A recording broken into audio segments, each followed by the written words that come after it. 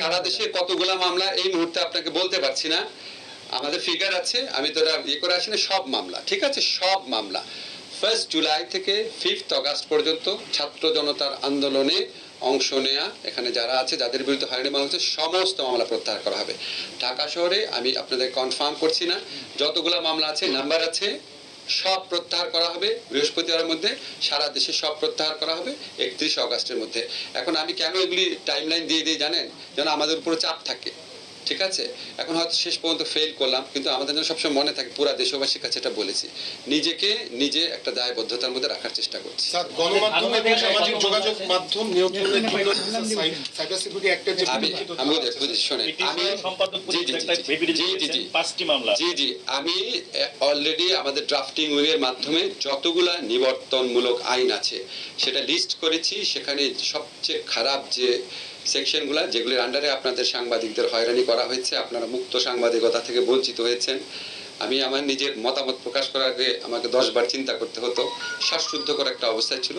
Definitely আমরা এগুলি বাতিল বা সংশোধনে যেটা প্রয়োজন সেটা করব, একটু সময় দেবেন আমাদের। আর মামলাটা গতি পাবে কোনটা? সাগররুনি। অবশ্যই অবশ্যই আপনারা রাজপথে থেকে আপনারা আমাদের উপর সারাক্ষণ চাপ রাখবেন। সাগররুনি হত্যাকাণ্ডের বিচার না হলে জাতির কাছে আমরা সবাই দায়ী থাকবো। আমি বিশ্বাস করতে পারি না যেরকম একটা ফার্স করা হয়েছে, এরকম একটা নির্মম হত্যাকাণ্ড নিয়ে। অবশ্যই হবে। স্যার 111 এর সময়, স্যার 111 এর পরে স্যার খালেদা জিয়ার বিরুদ্ধে 19টা মামলা হয়েছিল, আর শেখ হাসিনার বিরুদ্ধে 8টা মামলা হয়েছিল। জি স্যার, সেই আমি এই ব্যাপারে আমি এই ব্যাপারে এখনো স্টাডি করি নাই, আমি স্টাডি না করে বলবো না। আমাদের প্রিন্সিপালটা মনে রেখে, নীতিটা মনে রেখে, যে কারো বিরুদ্ধে, এটা বেগম খালেদা জিয়া নাকি অন্য কেউ, এটা আমাদের দেখার বিষয় না, যে কারো বিরুদ্ধে মিথ্যা ষড়যন্ত্রমূলক মামলা হয়েছে সেখানে আমাদের প্রতিকার দেওয়ার যা যা স্কোপ আছে আমরা করব। আর যারা আপনার মামলা থেকে নিজেদেরকে দায় মুক্তি দিয়েছেন রাষ্ট্রীয় ক্ষমতার সুযোগ নিয়ে, সেটা সঠিকভাবে দিয়েছেন কিনা অবশ্যই আমরা খতিয়ে দেখবো। এটা হচ্ছে আমাদের প্রিন্সিপাল। এটা পরের প্রশ্ন। কনস্টিটিউশন সংশোধনের অনেক দাবি আছে, এটা আমরা এখন আপনাকে আনসার করতে পারবো না, এটা আমার ইখতিয়ারাধীন বিষয় না, আমরা উপদেষ্টা পরিষদে আলোচনা করব। কিন্তু আমরা এই সংবিধান সংশোধনের যে দাবি আছে এটা সম্পর্কে আমরা অ্যাওয়্যার আছি, উপযুক্ত সময় আলাপ করবো এটা নিয়ে। আচ্ছা, ইসরায়েলি নাগরিকরা আসতে পারে কিনা আমি শিওর না, বাট যারা অন্য যে কোনো দেশের যারা আসতে চান আইনজীবী হিসাবে এই জুলাই হত্যাকাণ্ডে জড়িত ব্যক্তিদের পক্ষে আমরা তাদের কোনো বাধা দিব না।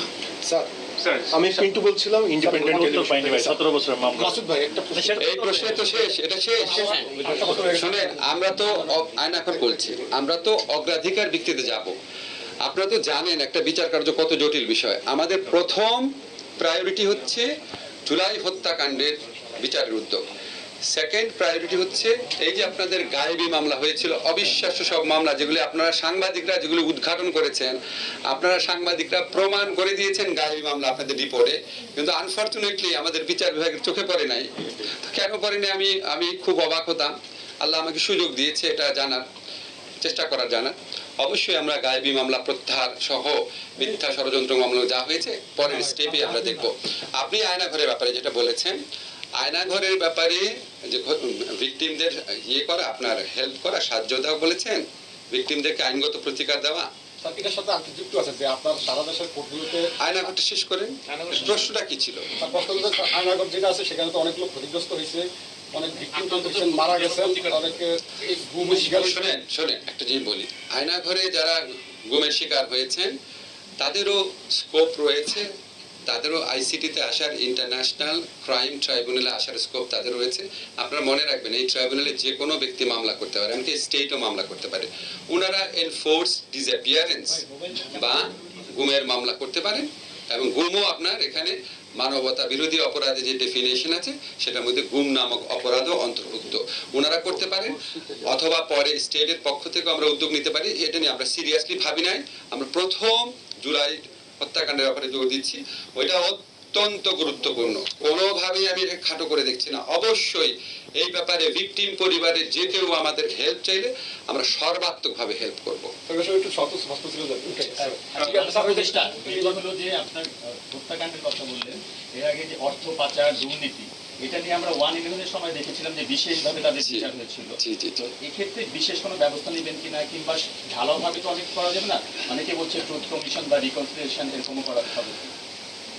ইন্টেনশন ওয়াইজ যদি বলেন, প্রিন্সিপাল ওয়াইজ যদি বলেন, অবশ্যই আমাদের ইন্টেনশন আছে, আমাদের প্রিন্সিপাল রয়েছে, যে কোনো অপরাধের বিচার করব। আমার দেশের সম্পদ, আমার দেশের ব্যাংক লুটপাট করে নিয়ে যাবে, এটা তো আমার আপনার টাকা, এটা তো আপনার সাবেক সরকারের মন্ত্রীদের টাকা না, জনগণের টাকা যারা নিয়ে গেছে তাদের অর্থ ফেরত আনার ব্যবস্থা করা, তাদের বিচারের সম্মুখীন করার জন্য যতটুকু করা দরকার অবশ্যই আমরা করব।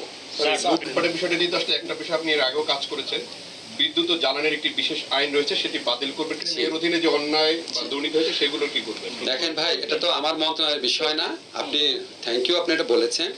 আমাদের তো মানে জাস্ট কাজ শুরু করলাম, আমাদের কনসার্ন বিদ্যুৎ মন্ত্রণালয়